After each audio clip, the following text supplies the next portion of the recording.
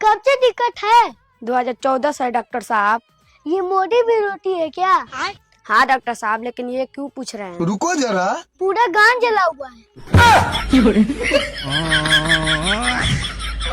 तो बोलो सियावर रामचंद्र की जय।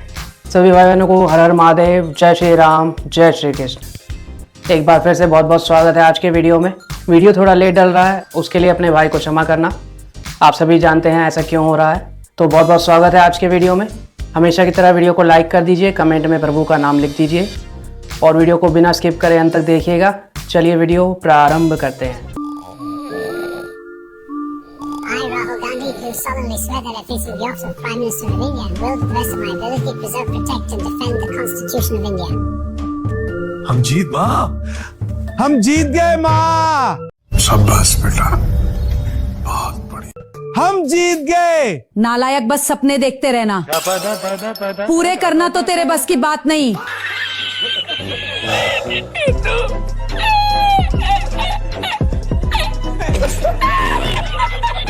हम अलग अलग लोगों से यहाँ बात करके ये पता लगाने की कोशिश कर रहे हैं कि कौन किस मकसद से यहाँ आया है। इंस्टाग्राम पे 2 करोड़ से ज्यादा फॉलोवर हैं और आप देख रही हैं यहाँ 400-500 लोग से ज्यादा नहीं है। तो लोग तो आए नहीं प्रोटेस्ट में। अरे तो बच्चे पढ़ाई करेंगे कि प्रोटेस्ट पे आएंगे?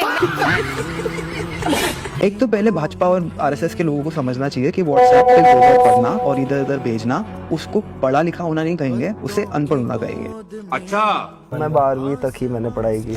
क्या बोला तूने? मैं 12वीं तक ही मैंने पढ़ाई की।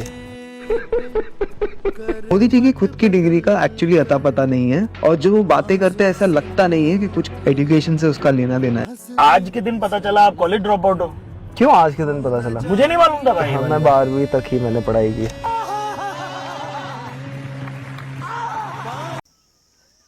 और अब्दुल और जोगित ताड़ू, अबे कल तो तुम्हारे ठगबंधन की ऑल पार्टी मीटिंग थी।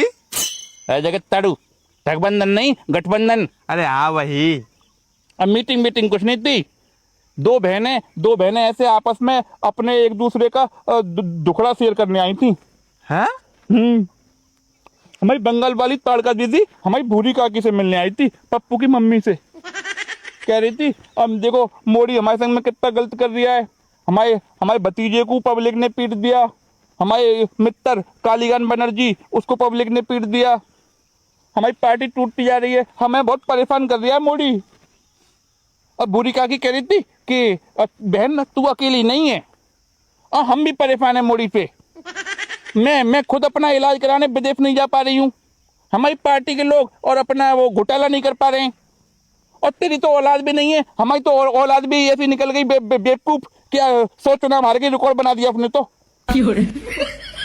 ऐसे आपस में अपना दुखड़ा शेयर कर रही थी जोगित ताड़ू। अच्छा। पर पार्टी में जोगित ताड़ू एक काम बढ़िया हुआ। क्या?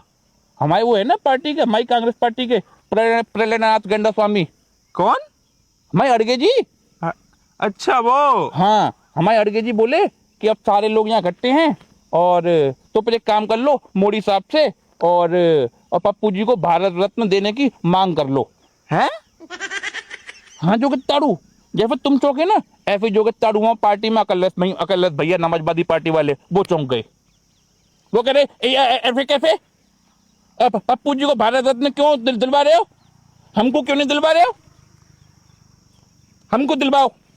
पप्पू जी ने क्या किया इस देश के लिए ऐसा? फिर हमारे अड़गी जी ने समझाया कि ऐसी बात नहीं है कल्लत मियाँ। बात यह है कि देखो पप्पू जी ने और शादी करके और अपने जैसा एक और चूतिया पैदा नहीं किया, इससे बड़ा क्या एहसान हो सकता है इस देश पे? ये पता नहीं है कल्लत भैया को क्यों खुजली है बीच में टांग अड़ाने की। हर जगह अपना टांग अड़ा देते हैं। अरे तुम्हारी नाक लंबी है, टांग लंबी थोड़ी ना है। हद है। और दो जोगित ताड़ू, या तो तुम मोदी साहब से कह के हमारे पप्पू जी को भारत रत्न दिलवा दो और नहीं दिलवा रहे हो ना तो कह देना मोदी साहब से हम कॉकरोचों की हेल्प लेके कॉकरोचों को अपना बाप बना के और उनकी सहायता से अब ये अपनी कांग्रेस पार्टी की सरकार लाएंगे और एक बार हमारी कांग्रेस पार्टी और ठगबंधन की सरकार आ गई तो हम अपने आप अपने पप्पू जी को भारत रत्न दे लेंगे जैसे हमारे चचा लौड़ू ने खुद को दे लिया था। धुरंधर ने जो सुलगाई थी ना बॉलीवुड की अभी तक बुझाई नहीं बुझ रही। तो अब उस धुरंधर जैसी तगड़ी मूवी का जवाब देने के लिए सुल्फा पी के अल्फा लाए। ये समझ नहीं रहे बॉलीवुड वाले कि खत्म हो गया स्पाई यूनिवर्स जॉनर। धुरंधर के बाद अब अगर जनता को कुछ देखना है तो धुरंधर के बियॉन्ड देखना। याद है ना रामानंद सागर ने रामायण बनाई थी, उसके बाद कोई रामायण चली नहीं क्योंकि एक लेवल सेट हो गया। उसके बियॉन्ड अब उसका जवाब देने के लिए ये बवासीर लाए। और कौन लाए? एक था टाइगर, वो पठान जवान टाइप या वो वॉर टाइप छपरी मूवी पाकिस्तान परस्त जिसमें इंडिया पाकिस्तान मिलके आतंकियों का सामना करते, वो फिल्म लेके आए। और किसके साथ? 1.5 पसली आलिया को एक्शन करते दिखाया। टीजर देख के जनता ने जो पेला है अगर शर्म होगी तो इसे रिलीज नहीं करेगा। कोई ढंग के सीन नहीं है टीजर में, जो ढंग का है तो साफ पता चल रहा है पूरा का पूरा बॉलीवुड फिल्म से कॉपीड है। लेकिन जो बॉलीवुड धुरंधर जैसी तगड़ी मूवी के लिए एक ट्वीट एक तारीफ सारे रिकॉर्ड तोड़ने के बाद भी नहीं कर पाया, उसमें देखो फर्जी शहंशाह हो या घंटे का बादशाह, किस तरीके की लगातार उसकी PR कैंपेनिंग चल रही है।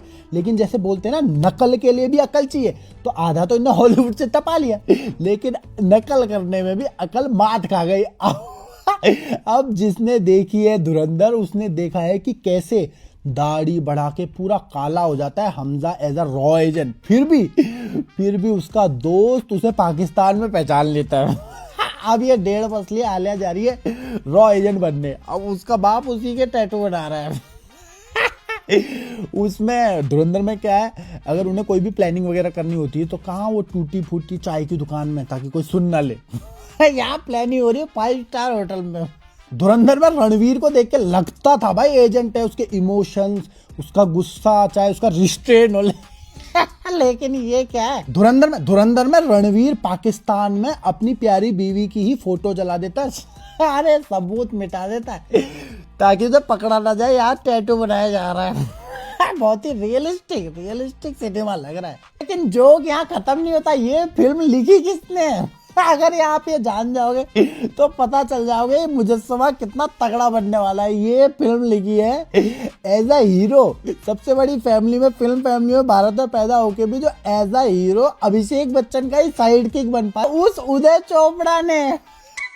एक भविष्यवाणी मैं आज ही कर रहा हूँ, जिस दिन ये अल्फा रिलीज हो रही है ना उसी दिन पैरेलली किसी भी सिनेमा में धुरंधर रिलीज कर दो। जब दोनों OTT पे मौजूद है धुरंधर, आई कैन गारंटी कि धुरंधर आज भी इससे तगड़ी ओपनिंग लेगी। आप इस अल्फा के बारे में क्या कहना चाहते हो, क्या देखोगे?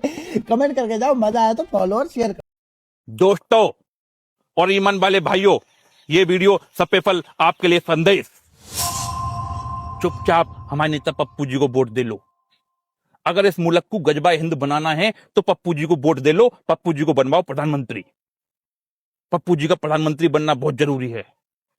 बेशक अगला आदमी 99 चुनाव हार गया, बस एक बार कैसे भी करके अगले को प्रधानमंत्री बनवा दो, फिर देखो इस मुल्क का कैसे हम भूगोल बदलते हैं। तुमको पता है क्या किया अगले ने? पता भी है कुछ? केरला में ऐसी जिम खोली है केरला में, और उस जिम में हिजाब पहनना कंपलसरी है, तभी जिम करने दिया जाएगा, और गाने भी बैन कर दिए। जिस राज्य में हमारे पप्पू जी की सरकार है वहां से गजबा हिंद की शुरुआत हो चुकी है। दोस्तों सपोर्ट करो पप्पू जी को, बनवाओ उनको प्रधानमंत्री। और हम बाद में बताएंगे, अभी यहाँ काफी लोग आ चुके हैं, समझो बात को। अबे कौन सी जिम की बात कर रहा था, अब कर।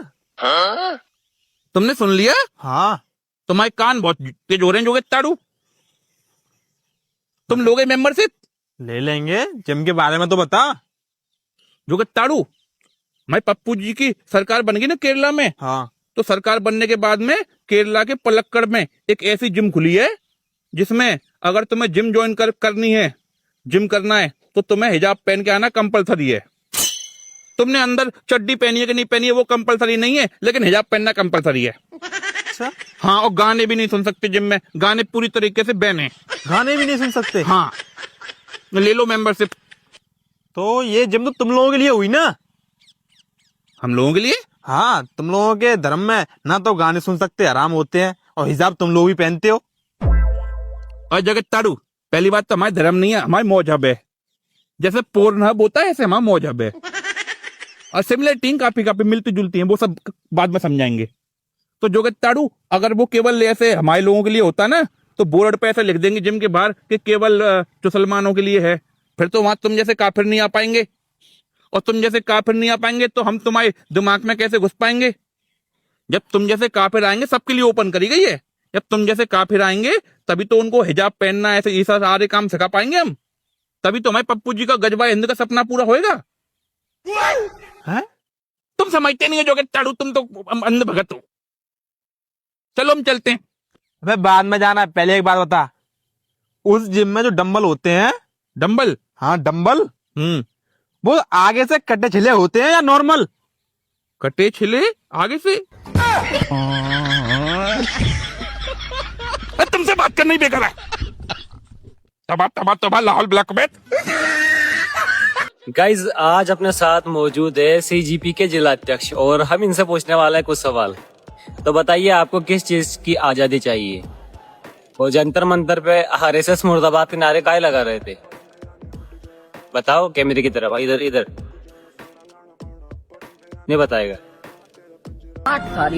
जैसा कि आप देख सकते हैं कि सीजीपी के जिला अध्यक्ष से हमने कोई सवाल पूछे तो वो लड़खड़ाती टांगों के साथ भागते खड़े हुए।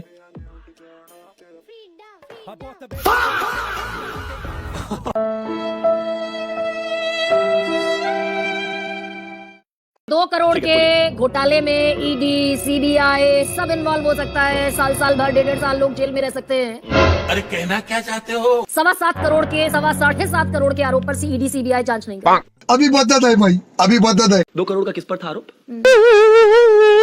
किस पर था मैं पूछ रहा हूँ? संजय सिंह पर। किस पर? संजय सिंह। तो वो जेल नहीं जानी चाहिए। और यहाँ आप कह रही हैं 7.5, मैं कह तो रहा हूँ 7.5 के सबूत तो ला दो। 7.5 के विषय में कुछ बता तो दो, 7.5 के विषय में कुछ कह तो दो। संजय सिंह ने बताया था कि नहीं जमीन में घोटाला हुआ? कहाँ है? मैं क्या बताऊं? ठीक, कहाँ है घोटाला? ठीक है, नहीं कहाँ है?